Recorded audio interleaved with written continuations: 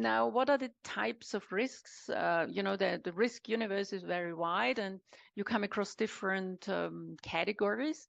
I've just put up one way of slicing and dicing the world of risk and risk categories. I thought this is a very good reference because it starts with financial risks, and that's primarily what most organizations deal with. It's also the traditional split of financial risks is into liquidity market and credit risk. That's basically the definition also by Basel III. If you work in banks, you're familiar with this kind of threefold categories of financial risk. And just to explain to you, basically market risk is everything that has to do with price fluctuations or interest rate fluctuations. So if I take up a variable loan and the interest go up or goes up significantly, as it has done in the last years, then or even last months, very abruptly went up, then I'm exposed to market risk because I'm not, used to paying high interest on my variable mortgage. So this is an example of market risk. Or I buy a share of Apple and Apple just crashes, the price crashes, then I'm exposed to market risk on this share or this equity, basically. Then credit risk is anything to do with counterparty default. If I give you a loan and you basically go bankrupt, and lose your job and you cannot repay that loan, then I'm exposed to credit risk. Yeah. Liquidity risk is actually, I do have the asset, but for some reason I cannot sell the asset to reinvest it in some other property or some other form of asset or investment. So if I own a big house and if we go through some housing market crisis, and I want to buy a big car instead, and I would like to sell my house, I cannot because the market is low and nobody wants to buy my house. So the market is not liquid.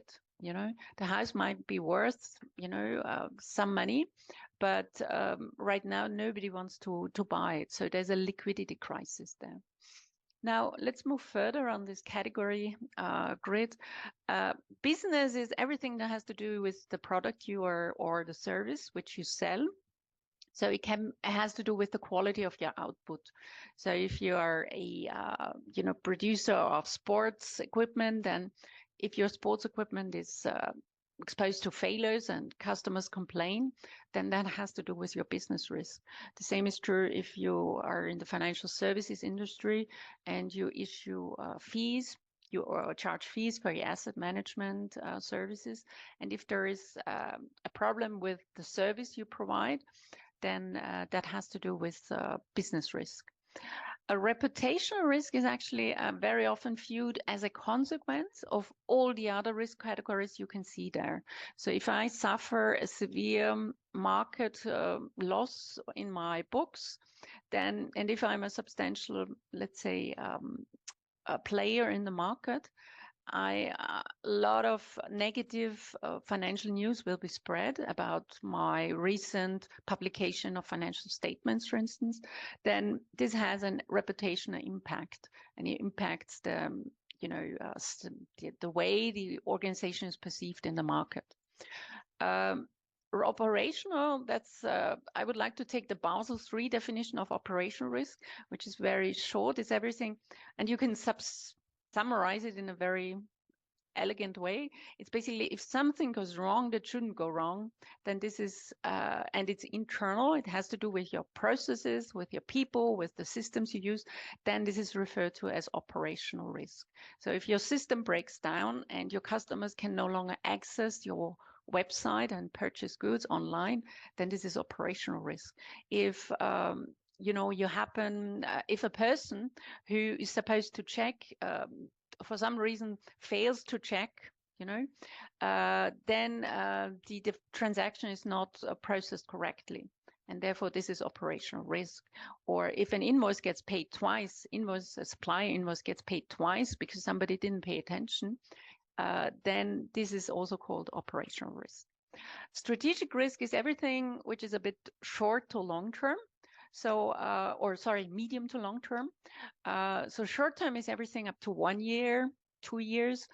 From 3 to 5 years and beyond is referred to as strategic risk. So it has to do with, I would say, slow but gradual changes in trends and behavior. So it could be your customer changes. So we no longer eat, fat containing goods or food. So nobody wants to eat chocolate anymore. Everyone wants to eat just a fitness snack. Or then if I'm a chocolate producer, I'm going to face some problems because the trend goes against my product. The same is true of technology. If all of a sudden everyone buys online, then I have to also make sure I keep pace with these technological changes. So if I miss keeping pace with any of these trends and midterm developments, then I'm facing strategic risk. And finally, we have ESG. It's everywhere, so it's environmental, social, and governance. So if I, fail to comply with ESG regulations and trends, then this is referred to as ESG risk. Now, this is the risk environment and the risk space. I've just come up with some examples just to make it a bit more practical.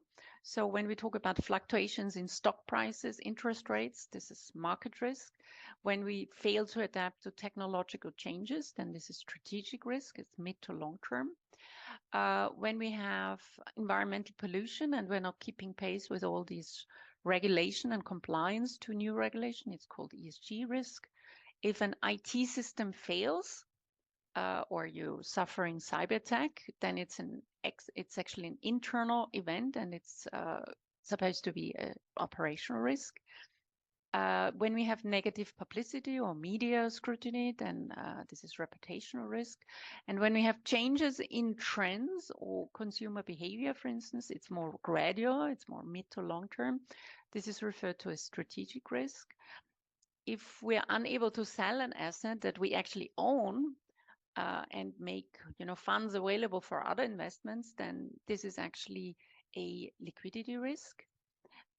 And if one of our counterparties goes bankrupt, then actually this is called a credit risk. Can also happen with your customer. Customer purchases goods, goes bankrupt, and no longer pays you for the goods he's recently bought. So this is also credit risk or counterparty risk. Did you like the video? Why not take it further and earn CPEs for free? Getting started is easy. Just click the link to the free on-demand course below. You'll be taken straight to the page where you can enroll. Once enrolled, watch the video, review the presentation slides, answer a set of questions, and your CPE certificate will land directly in your inbox. But wait, there's more. Prefer live learning? We host weekly live webinars packed with insights from seasoned professionals covering hot topics in governance, internal controls, risk management, audit, and compliance. It's your chance to engage in real-time discussions, ask questions, and sharpen your skills in key areas. Want to stay in the loop? Subscribe to our weekly newsletter using the link below to get updates on upcoming webinars straight to your inbox. And don't forget to hit that subscribe button to stay updated with all our new videos and offerings.